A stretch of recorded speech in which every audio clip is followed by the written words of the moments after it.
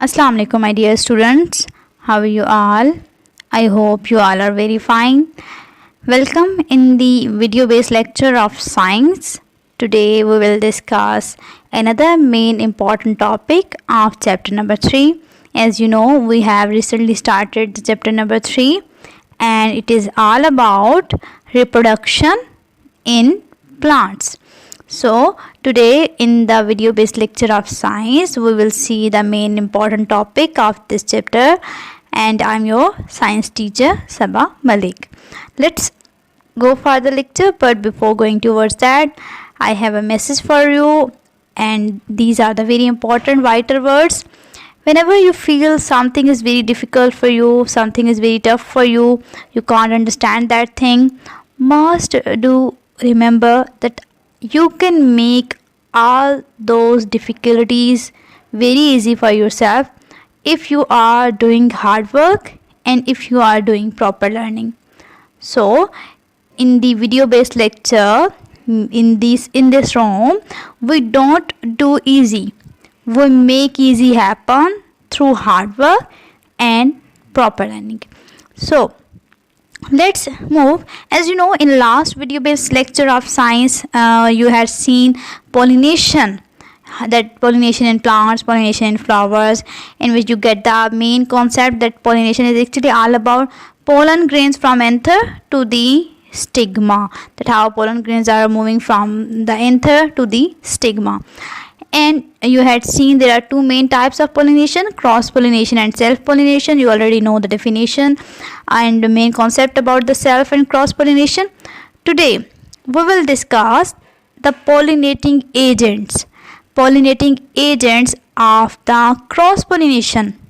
There are two main pollinating agents, abiotic and biotic, and further we will see how birds, bats, insects are biotic factors and how wind and waters are abiotic factors.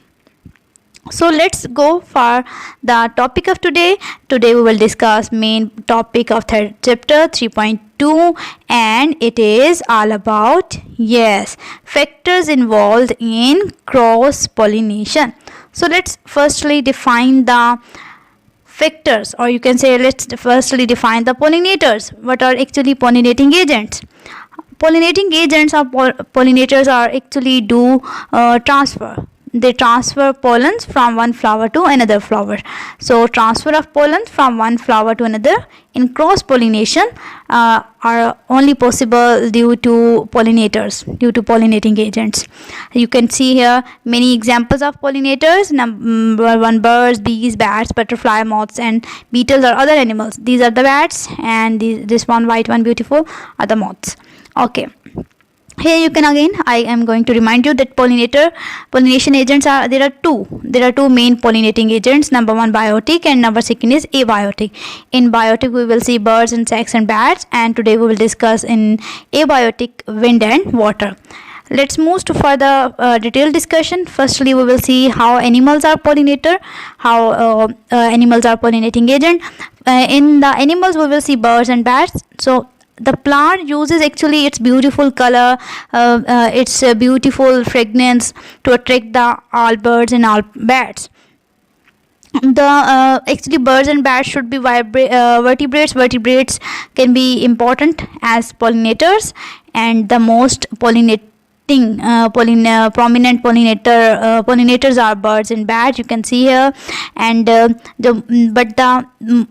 pollination by monkeys, lizards, and rodents has also been recorded. Means monkeys are also pollinator animals. Lizards and rodents are also pollinators.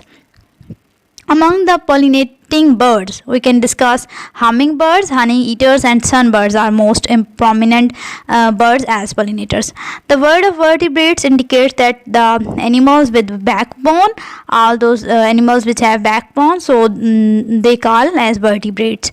Here you can see birds and bats. So my dear students, here you can see that actually animals get attracted to plants by their fragrance as well, not just the beauty. As we can see, bats come out at night and finds the flower through their fragrance. So in these two pics, in these pictures, you can see how bats are involved in cross pollination and bird. Okay, we said that monkey, lizards and rodents has been recorded as pollinating agent. So next here, uh, in birds, in birds the most prominent bird is hummingbird, honey eaters, and my most favorite one, sunbird. These are very prominent pollinating agents as animals. Okay, next, in animals, we can say human beings are also act as pollinating agents, because like gardeners, because gardeners do work in garden. And when how gardeners act as the pollinators, because if they are working in a garden, so maybe pollen grains are going to stick to their bodies, and when they are going towards the other flower, towards the other plant of the garden, then maybe that pollen grains are going to be dropped to other flower. Now move towards the second, insects as pollinators. Insects pollinator includes bees. You can see beautiful bees, beautiful bee, honey bees, bumblebees, wasps, and here you can see ant on white flowers. And next here you can see ant again. So ants and flies, and here you can see hoverflies. And this one is the bee flies. This one is bee fly, and mosquitoes, butterflies, moths, and the flower beetles. These are actually the insects. How they do cross pollination, how they are actually pollinating agents for the cross pollination. Students, actually, when any insect, for example, I'm talking about bee, when a bee visit a flower to collect their food, to collect the nectar, maybe accidentally pollen grains are going to stick to the body of insects. And when the that insect is going towards the other flower with the with the stick pollens, then at that other flower, maybe that pollens are going to be dropped to the female part of the flower. So so these are actually, we can say easily, that insects as pollinators. Now moves for the abiotic factors. We had seen biotic factors related to living things, related to animals and insects. Here in this picture you can see, we are going to talk about the, yes, wind. How wind is act as pollinator. You know that we have seen many plants, many crops, many flowers, you can see wheat, rice, corn, rye, barley and oats and other conifers. They're very light, so wind can act as pollinator, because we said that we had seen in our daily life observation, wind can carry many things. So in 12% of the whole world's flower plants are wind pollinated, means plants are going to be pollinated. In plants you are going to see the cross pollination through the wind. Next, here you can see corn, and the next here, this is the rice. Here you can see easily the wheat and rice, wheat and rice. These are rye means crops are related. And this one is the actually barley and oats, and my favorite one, oats. So you can easily see here, these are very light in weight. Wind can easily carry the pollens, and wind can easily act here as pollinating agent. So you also know that many economical importance trees are very trees are very important for our economical way. So here you can see many pines, and we are going to discuss a process for the nut producing trees, because economically we deal with the nut first. And you also know that we cut trees for to make food for furniture and all other things. Wind pollinating plants produce large quantities of lightweight dry pollens in their small flowers. We can now here see pine and spruce. These are very light related to their flowers, so wind can easily do cross pollination. These you can easily see here, light flowers, lightweight. You can easily see dry pollens in their small flowers.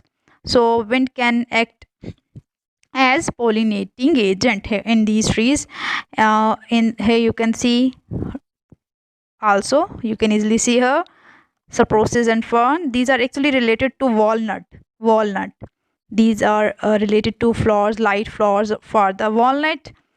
Now moves towards the second abiotic factor, which is water as pollinator. Students, this is not very common, this is not very prominent in the daily life, but as you know, there is another world under the water. And so there are many trees under the water, there are many plants, there are many flowers under the water. So water can be act as pollinating agent. Pollen grains can easily float on the water surface until these contact to the other flower of the same species. You can say this this is very rare case, but it happens. You can't say that water isn't a pollinating agent. Water can act as the pollinating agent. uh, Here you can see five main prominent flowers, prominent plants in which water act as the pollinating agent, pollinator. Water weeds, you can see on my screen, water weeds, water hyacinth, and water lettuce. Here you can see on my screen easily, water lily. Next here, these are very beautiful. You can easily say hydrilla, and these are the actually hydrilla. And you can easily see in the hydrilla that water act as the pollinating agent for the cross pollination. Next, this picture is related to eelgrass. This picture is related to eelgrass. So in eelgrass, you can also see that water act as the pollinating agent. Next, these are very clear pictures related to eelgrass and grass under the water. So what we discussed that cross pollinating plants or many other plants like grasses, alfalfa, banana, maize, catkins, dandelions, maple trees. You can see on my screen alfalfa, the purple one. You already know about the grasses and banana, maize, and these are catkins. Catkins mean like walnut, light flower related to walnut.